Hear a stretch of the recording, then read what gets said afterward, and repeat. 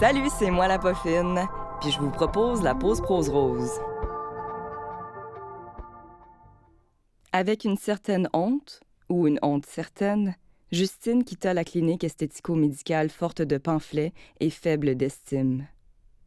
À force de temps, les unes passent de la conviction qu'elles ne finiront jamais dans un foyer de vieux à la signature du bail d'une unité.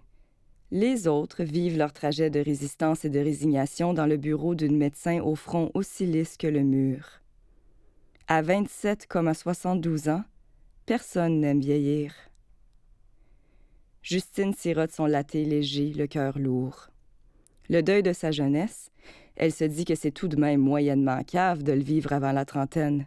Mais la brûlure persiste. Quelque chose meurt en elle. Botox préventif, dit-on.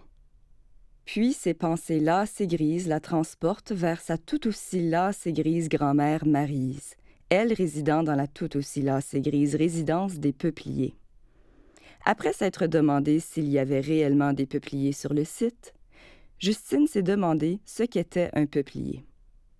Elle s'est ensuite demandé s'il lui fallait se sentir coupable de ne toujours pas avoir été visiter sa grand-mère Maryse, placée depuis déjà plus d'1 an, pour finir par se demander si son aïeule, atteinte de démence, la reconnaîtrait seulement.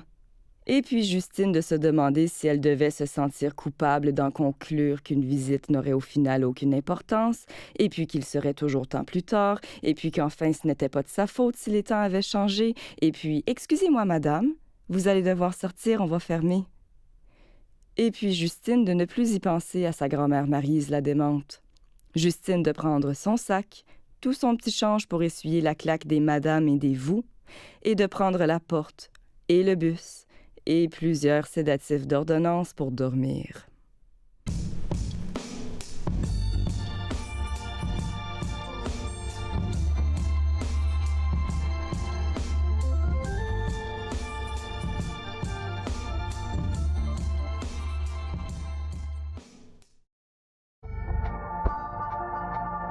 Salut, c'est moi, la Poffine. Puis je te propose la pause prose rose. Aimez-moi. Aimez-moi comme j'aimerais être aimée, moi. Voyez-moi de vos yeux. Je vous en supplie, voyez-moi, touchez-moi et tenez-moi. J'aimerais me faire tenir dans vos bras. J'ai peur de ce qui est, ce rêve n'est pas à moi. J'ai peur. Ce que je veux n'est pas ce que je reçois. J'ai peur. Comment m'en sortir? D'où vient tout ça? Pas ça que je veux, se toucher, pas moi qui veux se toucher comme ça, j'ai peur. Pas ça que je veux voir, ni être vu comme ça, j'ai peur. Parle-en pas. C'est dans le silence que ça se passe, ça. Touchez-moi, pas. Regardez-moi, pas. Aimez-moi pas. Voyez-moi, je vous en supplie, voyez-moi. Serrez-moi comme j'aimerais me faire tenir dans vos bras. Comment et pourquoi, je ne sais plus ce que je veux. Aimez-moi? Aimez-moi.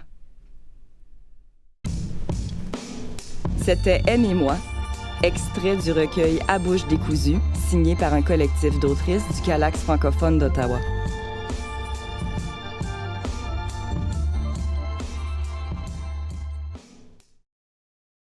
Bienvenue à l'émission Top Hits, le seul programme radio sur les ondes où vous pouvez écouter tous les classiques à un minimum de temps. Nous jouons tout en même temps ici. Dans l'épisode aujourd'hui, veuillez apprécier 30 chansons essentielles du reggae seulement sur les ondes de Radio Hull 106,5.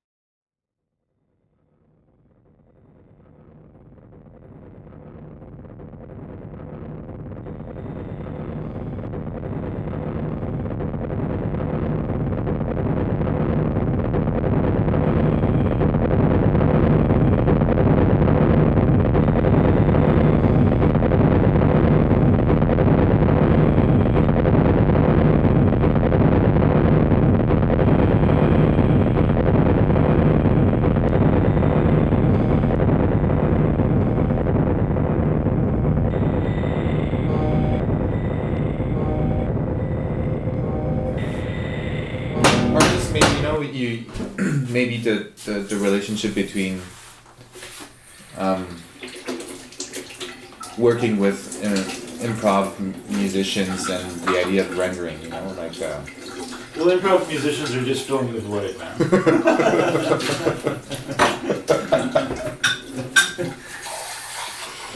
Sorry, I interrupted you. No.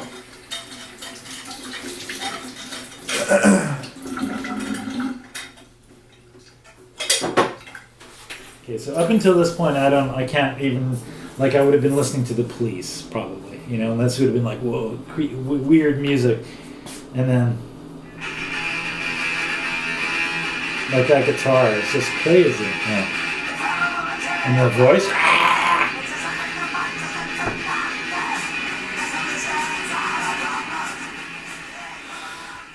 like now I can hear it. You said something about filling up the void when you were talking about Gustave Doré. Mm-hmm. Like you were saying that just one thing of, you know, wanting to represent the void, but you like to do though, you have to actually fill it up. Put stuff in it. Put stuff in it to actually experience it, or Yeah. Well, yeah, like it's interesting because, like, I guess there's sort of a metaphorical void, yeah. And then, you know, often I think people also think of space, you know, like the universe is this kind of representation of the void, and you know, in the case of the Doré's etchings, I mean, they weren't drawing a void, they were drawing hell, you know. But it's interesting in the sense that there's scientists now that are kind of describing outer space as a number of voids, you know? Like, it's not just like one big void, you know, like that there's these pockets of voids. But then it makes you feel like, okay, well, what's the boundary of that pocket, you know? Like, so there's all these in-between voids too, you know?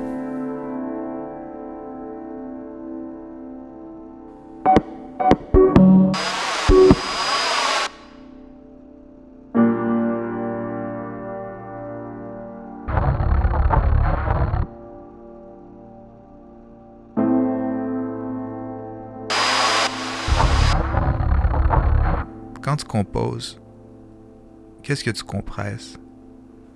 Où est-ce que tu compresses?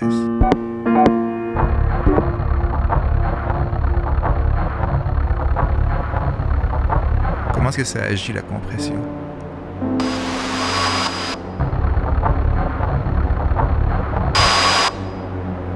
Est-ce que ça agit?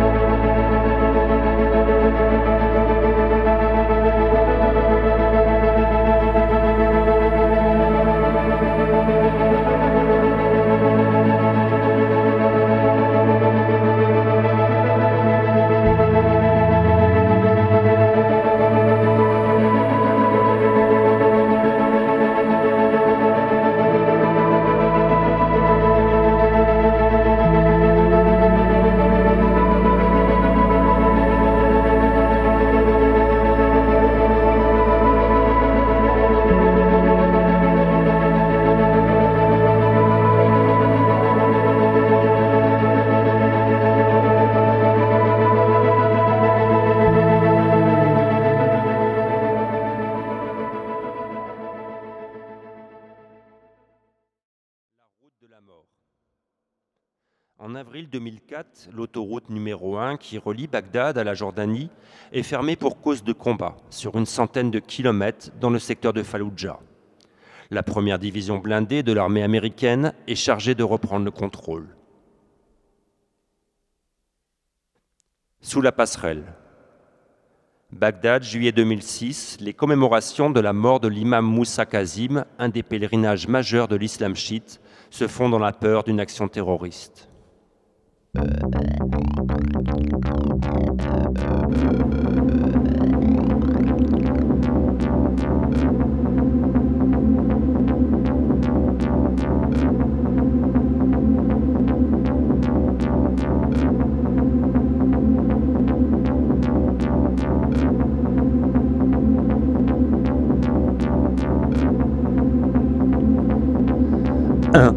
Numéro 1. La route est striée de mauvaises intentions. Confiné dans une boîte chenillée, l'asphalte est le voile de ma peur.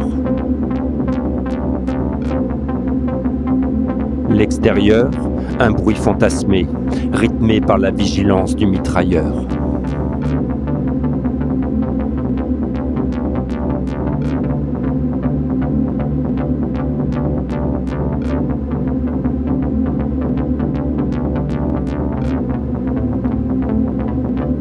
La route s'ouvre façon boule noire. Les taxis jaunes s'enquillent sur les côtés.